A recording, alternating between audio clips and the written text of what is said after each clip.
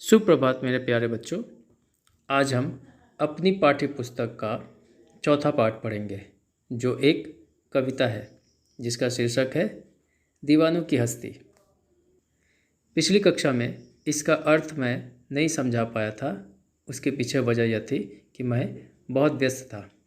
उम्मीद करूँगा कि कोई भी बच्चा इस बात का बुरा नहीं मानेगा। इस कक्षा में मैं इसका अर्थ समझा दूँगा। इस कविता को भगवती प्रसाद वर्मा जी ने लिखा है। इस कविता के माध्यम से उन्होंने एक मस्त मौला और बेफिक्र व्यक्ति के स्वभाव को दर्शाया है। कवि के अनुसार ऐसे दीवाने और बेफिक्र व्यक्ति जहाँ भी जाते हैं वहाँ केवल खुशियाँ ही फैलाते हैं। उनका हर रूप मन को प्रसन्न कर देता है, खुश कर देता है, फिर चाहे किसी की आंखों में आंसू ही क्यों ना आ जाए। तो देर ना करते हुए कविता को पढ़ते हैं और उसके अर्थ को भी समझते हैं। हम दीवानों की क्या हस्ती है, आज यहाँ कल वहाँ चले, मस्ती का आलम साथ चला, हम धूल उड़ाते जहाँ चले। इन पंक्तियों में कवि लिखते हैं कि हम दीवानों की कोई हस्ती नहीं है, कोई अस्तित्व नहीं है। अर्थात हम दीवाने घमंड में नहीं रहते हैं। हम ये घमंड करते ही नहीं कि हम बहुत बड़े आदमी हैं, और ना ही हमें किसी चीज़ का कोई मलाल है। इसका कोई अफसोस भी नहीं है कि हम बड़े लोग हैं। कभी खुद को भी एक दीवाना समझता है और बस अपनी मस्ती में मस्त रहता है। उसके इसी मस्ती और खुशी के आगे किसी भी तरह का गम टिक नहीं पाता और धूल की तरह उड़न छू हो जाता है। अर्थात कभी मस्त मौला है और जिसके कारण उसके पास कोई भी गम नहीं आ पाता है और वह एक धूल की तरह उड़कर चला जाता है। आए बनकर उल्लास अभी, आंसू बनकर बह चले अभी, सब कहते ही रह गए, अरे तुम कैसे आए कहाँ चले। इन पंक्तियों में कवि लिखते हैं कि जो मस्त मौला लोग हैं, दीवाने लोग हैं, वे जहाँ भी जाते हैं वहाँ का माहौल खुशियों से भर जाता है। फिर जब वो उस जगह से जाने लगते हैं तो सब काफ़ी दुखी हो जाते हैं, बहुत दुख होता है सबको। लोगों को उनके जाने का पता तक भी नहीं चलता और वो तो मन ही मन अफसोस करते रह जाते हैं कि अरे उन्हें मालूम ही नहीं हुआ कि कब आए और कब चले गए। किस ओर चले यह मत पूछो, चलना है बस इसलिए चले, जग से उसका कुछ लिए चले, जग को अपना कुछ दिए चले।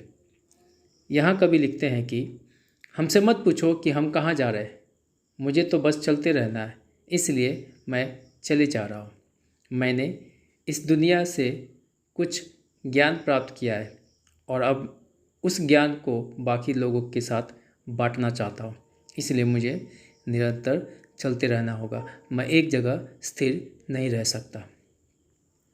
दो बात कही, दो बात सुनी, कुछ हंसे और फिर कुछ रोए, छक्कर सुख दुख के घूंटों को हम एक भाव से पिए चले। इन पंक्तियों में कवि लिखते हैं कि दीवाने लोग, या ऐसा भी कह सकते हैं कवि स्वयं को दीवाना कह रहा है कि दीवाने लोग जहाँ भी जाते हैं लोगों से खूब घुलते मिलते हैं, उनके सुख दुख को अपना सुख दुख समझकर बांटते हैं। कवि के लिए सुख और दुख दोनों भावनाएं एक समान है, इसलिए वे दोनों परिस्थिति में शांत रहकर सहन कर लेते हैं और वही सीख सबको देना चाहते हैं कि हमें सुख और दुख दोनों ही समान भाव से सहन करना चाहिए। इस तरह कवि अपने मार्ग पर चलते हुए लोगों को सुख दुख बांटने और उन्हें समान ढंग से ग्रहण करने की भी सीख देना चाहते हैं या देकर जाते हैं। हम भिखमंगों की दुनिया में स्वच्छंद लुटाकर प्यार चले, हम एक निशानी सी उर पर ले असफलता का भार चले। इन पंक्तियों में कवि लिखते हैं कि यह दुनिया बड़ी स्वार्थी है।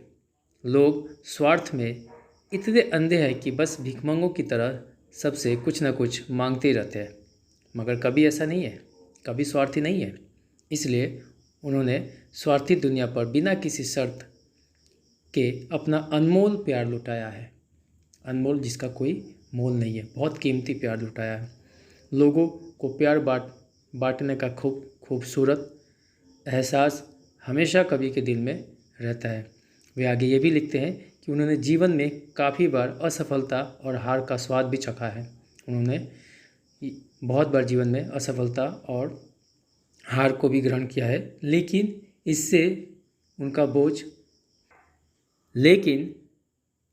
इसका बोझ उन्होंने कभी किसी दूसरे व्यक्ति पर नहीं डाला। इस तरह कवि ने स्वार्थी दुनिया को भरपूर प्यार दिया है और अपनी नाकामयाबी का भार हमेशा खुद ही उठाया है। अब अपना और पराया क्या आबाद रहे रुकने वाले, हम स्वयं बने थे और स्वयं हम अपने बंधन तोड़ चले। इन पंक्तियों में कवि लिखते हैं कि अब उनके लिए कोई भी अपना और पराया नहीं रह गया है। जो लोग एक मंजिल पाकर वहीं ठहर जाना चाहते हैं, उन्हें कवि ने सुखी और आबाद रहने का आशीर्वाद दिया है। कवि तो निरंतर चलने वालों में से है, वो मस्त मौला एक जगह रुकता नहीं है, लेकिन वह उन लोगों को आशीर्वाद दे रहा है जो एक ही जगह रुक कर अपनी मंजिल को पा लेते हैं। मगर कभी खुद एक जगह बंद कर नहीं रहना चाहते, इसलिए उन्होंने अपने सभी सांसारिक बंधन को तोड़ दिया है और अपने चुने हुए मार्ग पर आगे बढ़ते जा रहे हैं और कभी इसी में ही खुश और संतुष्ट है। मेरे प्यारे बच्चों, कविता का समापन हुआ। धन्यवाद। सबका दिन शुभ हो।